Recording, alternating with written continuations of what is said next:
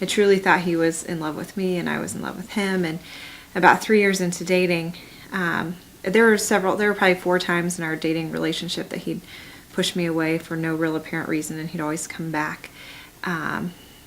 But after about 3 years, where I would say we hit rock bottom in our relationship, I had basically figured him out. He had been living this life of duplicity that I had no idea about, and one day everything, a series of events led to me finding out who he was, which obviously destroyed me. I was very, very broken when we got to this point, finding out that amongst many other bad things, for 3 years he had been living a life of a lie, had been in relationship with another woman then basically the entire time we were dating.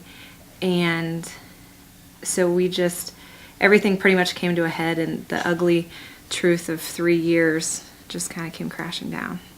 So I was leaving my heart open enough to say, God, what are you trying to show me in this situation? I never in my life felt so much pain, and had never been so broken, but for the first time in my life, felt like God had complete control.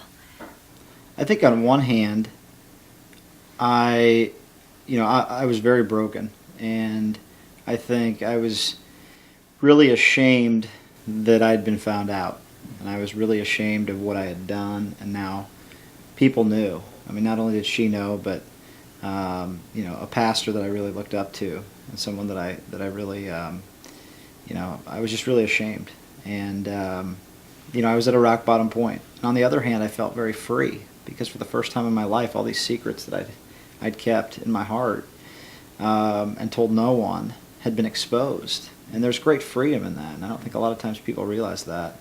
At that point, I decided that I was going to do as many things to participate with God as possible.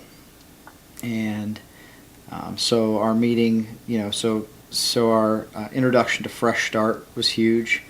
I was just hungry. I was hungry for what does real relationship with Christ look like. I think initially, just hearing the message of hope, that there's hope for every situation. Because I think going into it, I thought our situation's worse than anybody's. I mean, I think you just go in thinking there's maybe hope for other people, but there's not hope for us. And so I think hearing that first day, there is hope. And your situation might be the worst situation in the world to you, but somebody else is going through something that's the worst situation in the world to them. So I think immediately feeling that there was hope. And I think that continued to open my heart for whatever God was willing to do.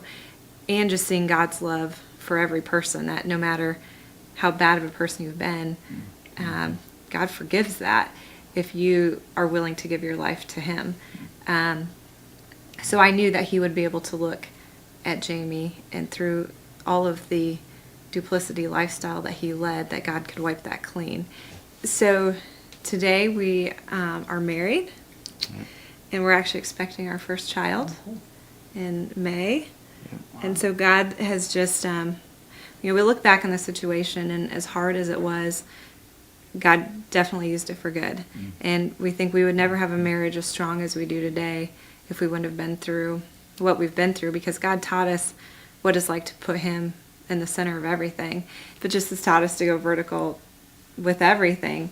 So when God's the center of your marriage, it's just amazing, the favor.